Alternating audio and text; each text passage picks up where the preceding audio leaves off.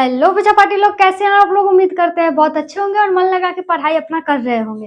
तो आपके जानकारी के लिए बता दूं कि ये क्लास 10वीं का 30 डे का सीरीज चल रहा है साइंस सब्जेक्ट का, जिसके अंतर्गत ये दावा किया गया है कि इससे बाहर एक भी क्वेश्चन आपको देखने को नहीं मिलेगा। तो आज हम लोग का डे 20 है, यानी कि 30 डे में 30 दिन में आज हम लोग का 20वां दिन है। और आज का इंपॉर्टेंट क्वेश्चन में से एक क्वेश्चन अवतल दर्पण से संबंधित ये है कि अवतल दर्पण में फोकस दूरी, जिसे हम लोग एफ से सूचित करते हैं, या क्वेश्चन में भी कुछ ऐसे रहते हैं जो आपका ऑब्जेक्टिव में पूछ लिया जाता है आंसर। फोकस दूरी किससे सूचित करते हैं, तो छोटा एफ से, बड़ा एफ से नहीं, छोटा एफ से। और वक्रता त्रिज्या को हम लोग यहाँ पे लिख देते हैं छोटी आर से सूचित करते हैं। तो वही हमसे पूछ रहा है कि एफ और आर में क्या संबंध है, वो आपको बताना है। ये 2 नंबर में पूछा जाता है। कितने नंबर में? 2 नंबर में। तो आइए देख लेते हैं। अवतल दर्पण में फोकस दूरी यानी कि एफ जो है वक्रता त्रिज्या आर की आधी होती है, यानी कि जितना फोकस दूरी होगा, जैसे कि मान लो अगर फोकस दूरी 10 होगा तो इसका वक्रता त्रिज्या इसका आधा हो जाएगा, कितना? 5। अगर फोकस दूरी 20 होगा तो इसका वक्रता त्रिज्या हो जाएगा 10, यानी कि जितना फोकस रहेगा उसका आधा वक्रता त्रिज्या हो जाता है। यही इसमें संबंध है। वही यहाँ पे लिखा हुआ है, वो अवतल दर्पण में फोकस दूरी एफ और वक्रता त्रिज्या आर की आधी होती है, यानी कि एफ बराबर r/2। अब ये आपका एक सूत्र भी है जो कभी कभी एग्जाम में पूछ देता है कि बताइए फोकस दूरी का सूत्र क्या होता है। तो याद रखिएगा एफ बराबर r/2। अगर किसी क्वेश्चन में दिया रहेगा कि बताइए हम लोग बताइए एफ बराबर 10 है तो आर बराबर क्या होगा, तो आप लिखिएगा 10/2 और इसको काट दीजिएगा, आ गया 5, या डायरेक्ट एफ जितना रहेगा उसका आधा बोल दीजिएगा। हो गया आपका फोकस दूरी निकालने का सूत्र। तो होप करती हूँ पहला क्वेश्चन आपको अच्छा से समझ में आया होगा। दूसरा क्वेश्चन पे चलते हैं। दूसरा क्वेश्चन है कि कैल्शियम और जिंक में कौन अधिक अभिक्रियाशील है। तो इसको 2 तरीके से देख सकते हैं। तो आप सबसे हल्का जो होता है वो होता है सक्रियता का सेंस, यानी कि वो किस प्रकार का एक्टिविटी कर रहा है, कार्य कर रहा है, क्रिया कर रहा है, उसके आधार पे। इस सक्रियता श्रेणी के आधार पर कैल्शियम जो है जिंक से ज्यादा अभिक्रियाशील है, यानी कि वो जल्दी किसी से अभिक्रिया कर लेता है। अगर एक तरफ जिंक रख दो और एक तरफ अब कैल्शियम रख दीजिए तो क्या होगा, कैल्शियम जो होगा वो जल्दी अभिक्रिया कर लेगा कोई पदार्थ से, और जो जिंक होगा वो कैल्शियम के मुकाबले थोड़ा धीरे करेगा। जैसे कि आप और आपके दोस्त होते हैं तो आपका नंबर कभी ज्यादा आ जाता है और आपके दोस्त का आपके मुकाबले थोड़ा सा कम आ जाता है। वैसे ही कैल्शियम और जिंक में है, कैल्शियम थोड़ा आगे रहता है और जिंक उससे थोड़ा पीछे रहता है। तो दोनों में सबसे ज्यादा अभिक्रियाशील कौन सा हो गया, तो कैल्शियम। क्लियर। एंड एक छोटू सा प्यारा सा क्वेश्चन देख लीजिए। ये आपके सब्जेक्टिव में पूछता है तो बोलता है कि बताइए प्रकाश के अपवर्तन के नियम लिखे, और ऑब्जेक्टिव में पूछता है तो सीधा पूछता है कि बताइए प्रकाश के अपवर्तन के कितने नियम होते हैं। तो आप याद रखिएगा 2 नियम होते हैं। प्रकाश के अपवर्तन के कितने नियम होते हैं बाबू, तो 2। तो होप करती हूँ ये तीनों क्वेश्चन आपको अच्छा से समझ में आया होगा। वीडियो अच्छा लगा होगा तो लाइक करते हैं, सब्सक्राइब करते चलिए। अब हम लोग अगला क्वेश्चन देख लेते हैं। तो अब हम लोग अपना अगला इंपॉर्टेंट क्वेश्चन देख लेते हैं, और वो है कि अवतल दर्पण और उत्तल दर्पण में अंतर बताएं। यानी कि क्या है अवतल दर्पण का गुण और क्या है अब उत्तल दर्पण का गुण, उसका अंतर बताना है। तो अंतर आप कैसे लिखोगे, मैं बार बार बोलूँ, क्या, क्यों, किसे, या विशेषता या कारण पूछे तो सबसे पहले आपको निम्नलिखित है करके लिखना है।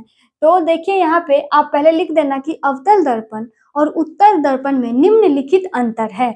उसके बाद ऐसे आप लिखना, एक साइड लिख देना ऊपर में अवतल दर्पण और एक साइड लिख दीजिएगा उत्तल दर्पण। उसके बाद ऐसे बीचों बीच लाइन देकर लिख दीजिएगा। ये आता है आपके 5 नंबर में, ठीक है। नहीं आएगा तो 2 नंबर में निश्चित आता है, 5 या 2 नंबर में। तो आपके हाथ में है आपको कैसे इसको कवर करना है।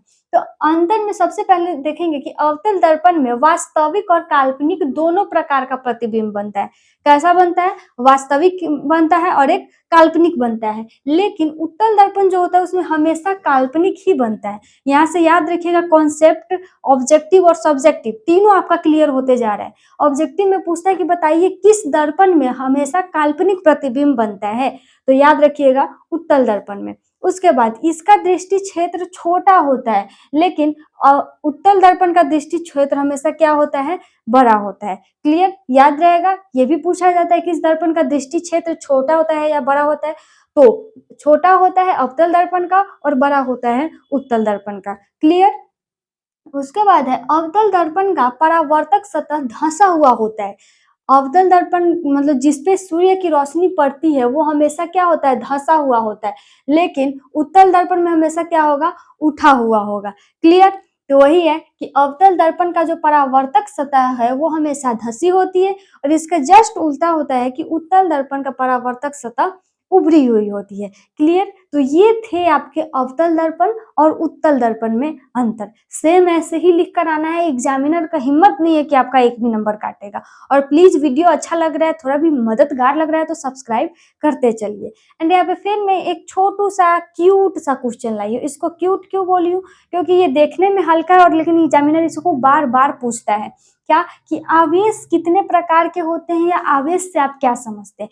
तो आवेश से संबंधित हम सब कुछ कल के वीडियो में बता चुके हैं, आप नहीं देखे तो डिस्क्रिप्शन में लिंक है, जाकर देख लीजिएगा कि आवेश दो प्रकार के होते हैं, एक होता है धन आवेश और एक होता है ऋण आवेश, ठीक है, और ये विद्युत में प्रवाह होते हैं। तो ये थे आपके इंपॉर्टेंट कुछ क्वेश्चंस। अब आज का अंतिम और आखिरी लास्ट क्वेश्चन देखते हैं, उसके बाद वीडियो को कर देंगे समाप्त। तो आइए वो देख लेते हैं।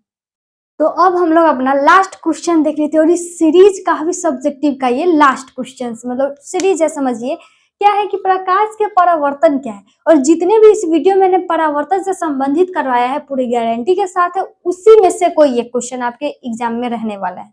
क्या है? जब प्रकाश की किरणें किसी प्रकाश स्रोत से चलकर, सबसे पहले यहाँ प्रकाश की किरणें यानी कि कोई भी प्रकाश का स्रोत, स्रोत यानी कि टॉर्च भी हो सकता है, मोमबत्ती भी हो सकता है, दिया भी हो सकता है, जिससे रोशनी निकलता है, वो सारे स्रोत है प्रकाश के। ठीक है, जैसे कोई स्रोत है वो निकलकर और चलता है और किसी चमकदार सतह पर वो टकराता है और टकराने के बाद जो वो मुड़ता है, तो इसी क्रिया को बोलते हैं हम लोग प्रकाश का परावर्तन। यानी कि कोई प्रकाश की किरण जिस माध्यम से आती है, चमकदार वस्तु से टकराने के बाद वो वापस उसी माध्यम में चला जाता है, उसी प्रक्रिया को बोलते हैं प्रकाश का परावर्तन। क्लियर? तो ये छोटू सा है और याद कर लीजिएगा, ये हल्के में मत लीजिएगा कि ये तो छोटा सा है, याद हो जाएगा लेकिन एग्जाम में आ सकता है ये क्वेश्चन, ठीक है, इसलिए कलम कॉपी में नोट डाउन करते चलिए। एंड आज का लास्ट क्वेश्चन और सीरीज का भी सब्जेक्टिव का लास्ट क्वेश्चन है कि प्रकाश के परावर्तन के नियम लिखे, या यहाँ पे आ सकता है कि प्रकाश के अपवर्तन का नियम लिखे या उत्तल लेंस के नियम लिखे, ऐसा भी आ सकता है, ठीक है। तो जितने भी इससे संबंधित नियम है और प्रूफ करने वाला है r/2, ये सब दर्पण सूत्र प्रूफ करने वाले, ये सब आप अच्छे से तैयार कर लेना। तो कर प्रकाश के परावर्तन को मैंने अभी छोटा सा क्यूट सा क्वेश्चन में भी बताया था कि प्रकाश के परावर्तन के दो नियम होते हैं, लेकिन सब्जेक्टिव में पूछेगा तो आपको ऐसे लिखना है कि प्रकाश के परावर्तन के दो नियम निम्नलिखित है। ये लिखना बाबू बहुत ज्यादा जरूरी है, क्योंकि इसी से एग्जामिनर को पता लगता है कि हाँ बच्चा ने कुछ तो पढ़ा है, ठीक है। उसके बाद देखिए यहाँ पे लिखा है, पहला नियम है कि आपतित किरण। सबसे पहले हमको तो यही समझना है कि दीदी आपतित किरण क्या होता है। यानी कि मान लो ये कोई सूर्य है, ठीक है, मान लो ये सूर्य, इस सूर्य से जो रोशनी आती है, ठीक है, इस सूर्य, ये बाद में समझना ये क्या है, ये जो सूर्य से जो रोशनी आ रही है, जो किरण आ रही है, इसी को बोलते हैं आपतित किरण। जो किरण आती है उसे बोलते हैं आपतित किरण, और जिस इस वस्तु पे ये टकरा के फिर वापस गया और जब ये वापस मुड़कर जाता है तो इसे बोलते हैं परावर्तित किरण। क्लियर? और इसके बीच में देखिए तो एक त्रिभुज जैसा बना, तो अगर इसमें हम रख दिए ये, तो ये हो गया हम लोग का अभिलंब या लंब। क्लियर? और जब अभिलंब रखते हैं तो देखो इधर भी एक कोण बन रहा है, इधर भी एक कोण बन रहा है, तो जिस एक को कोण आई और एक को कोण आर बोलते हैं, ये भी आपस में बराबर होते हैं। तो ये मैंने क्यों बताया, क्योंकि यहाँ लिखा है आपतित किरण जो रोशनी आती है, परावर्तित किरण जो रोशनी टकरा कर वापस जाती है, और आपतन बिंदु पर जो ये लंब हम लोग डालते हैं, तीनों एक ही तल में होता है। ऐसा तो नहीं है कि कोई नीचे आ गया, सब तो इस तल से ऊपर ही है, यानी एक ही तल पे है। इसीलिए इसका पहला नियम है कि आपतित किरण, परावर्तित किरण और आपतन बिंदु पर डाला गया लंब तीनों एक ही तल में होते हैं। हो गया आपका पहला नियम। दूसरा नियम है कि आपतन कोण और परावर्तन कोण बराबर होते हैं।